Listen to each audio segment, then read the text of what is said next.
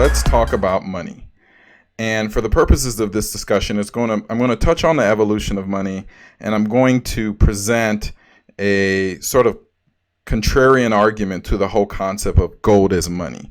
And when you see a lot of people, a lot of economists that are out there, especially like the Peter Schiff types, Mike Maloney, who I respect and have learned a lot from, everything sort of roots back, even in crypto, roots back to digital gold, the whole concept of gold.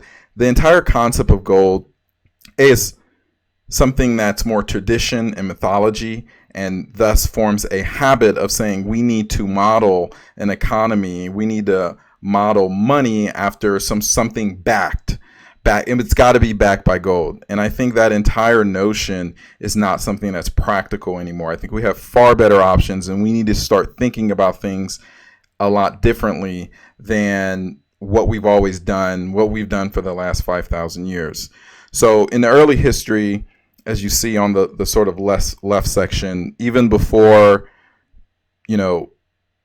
civilizations were modern and things like that, people use gold coins, silver coins, copper, rocks, anything that they could find as money. And I'm talking about early civilizations for the longest time. And that had a lot of issues. One, there was no sort of quality on whatever it was. Even if you find something that's considered a gold coin, there was no way to do a quality check on it. It was not divisible, whether they were a different size. It was very easy to counterfeit. And you, more importantly, had no sense of any sort of a supply. So in early history and early civilizations, they used whatever they could essentially as money. And as sort of civilization societies matured, found better options, technology changed, we moved into a world where I think, especially when you factor in the industrial age and just any sort of technological advancements after that, you had sort of this sort of two sort of concepts of currency and money was known as gold. So a lot of currency was backed by gold, which is essentially a commodity. And that sort of went on from the industrial age up until 1971, which is the system we're under today with the Bretton Woods system. So the issue, even in a gold-backed scenario, is that gold is just one sort of commodity. There's platinum, there's silver, and there's a lot of different other commodities that are out there that can be used to back money. I just picked gold because that's what most people want to choose. And I think part of the thinking of that is that we've always done it this way. And that's why when I say tradition and mythology, that's what I'm getting into. There's no really practical reason to still do that today or want to go back to doing that today, other than we did it in the past. And there's a lot of downsides with using gold or any sort of commodity as a backing, quote unquote. And that's mainly because even today, whether it's being used to back a currency or not, you don't know what is a quantity of gold held. You don't know the amount of gold that's in existence. And when I say existence, not only who may have it or how much they have, which is fine. I'm not saying we need to get into the privacy of how much gold anyone has or silver or anything, but you need to have some sense of supply. You need to have some sense of future supply. And we don't know how much more is in the earth, anything along those lines. And the other sort of risk there is that when you're issuing currency based on gold, you have to trust a central authority like a central bank and or government to issue this currency. So what happens is they could start out and say we're going to be 1-to-1, and then they'll say, well, then we're going to be 50% or we're going to be 5%. And what does that end up? Where does that get us? What does that sound like? That sounds like what we have today.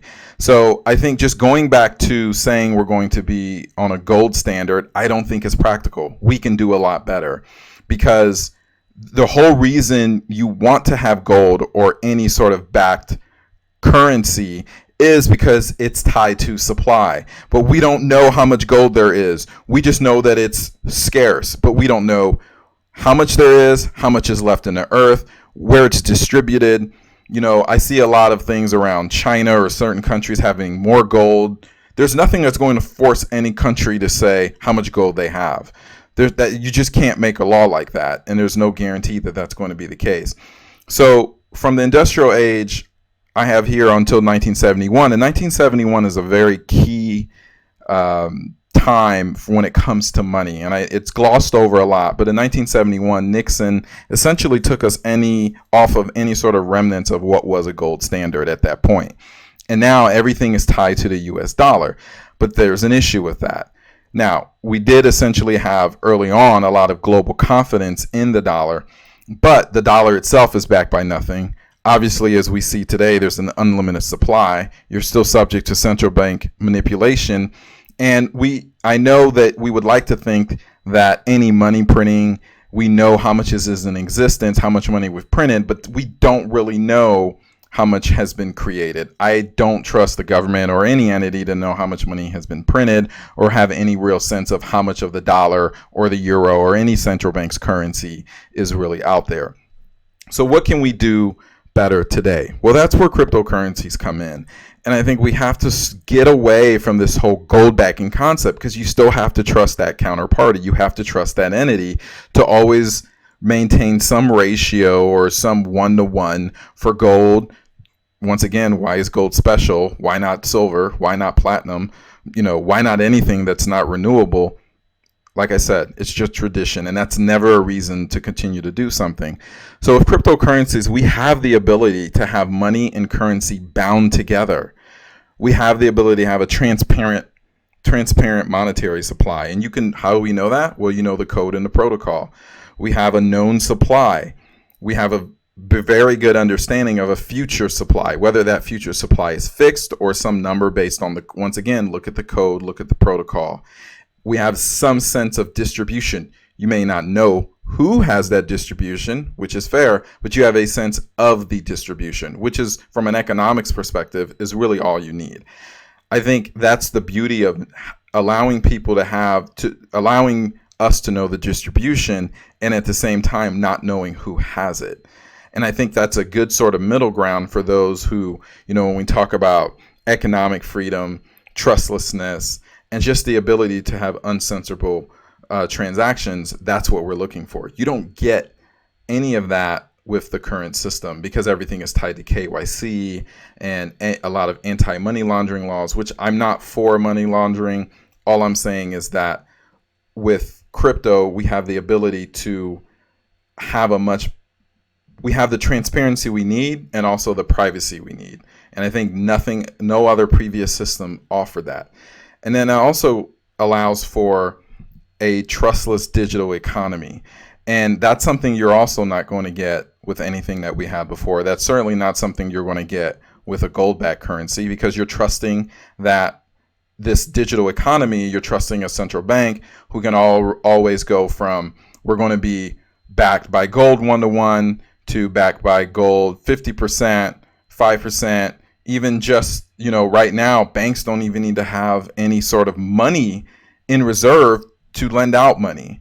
So you're talking fake on fake, and with cryptocurrencies, you're always going to be bound, or you have the opportunity to be bound to that native coin. So for instance, on Ethereum's network or Bitcoin's network, you're always going to be dealing in Bitcoin.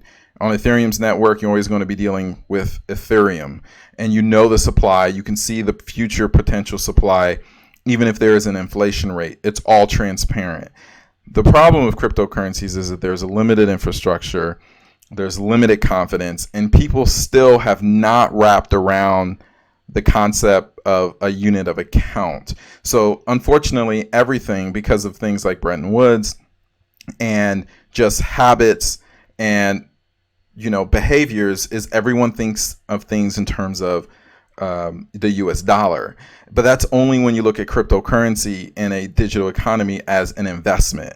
I'm looking at cryptocurrency as a way to build a new trustless digital economy, and you're going to measure that in more soft things early on, and that's capability. What can you do on a cryptocurrency network that's going to allow for financial products, trustless transactions? You don't get any of that. The supply. So we have to really move away from looking at cryptocurrencies purely from the perspective of an investment, as I say all the time, more in capability, not price, capability. What can you do? And a lot of networks are very quickly moving away from purely peer-to-peer.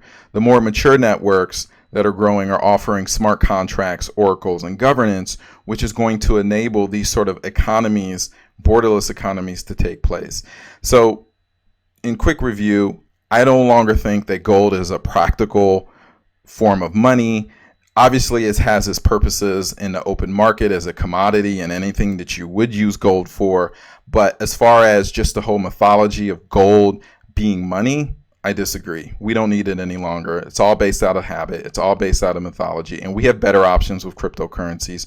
You can't build a trustless digital economy using gold. You're just going to take us back to where we were in the industrial age, and then we'll just end up back with money or currency that is unbacked by anything, because you have to trust this sort of central authority, and it deteriorates confidence. We don't have to worry about that with cryptocurrencies as much, because everything is transparent. If the supply changes, if the supply curve changes, if the distribution, if there's a bug, you get all of these sort of transparent options and mechanisms, and we're going to end up in a much better place if we just step away from some of this old mythology about gold being money. It's not practical anymore, and we need to step away from it.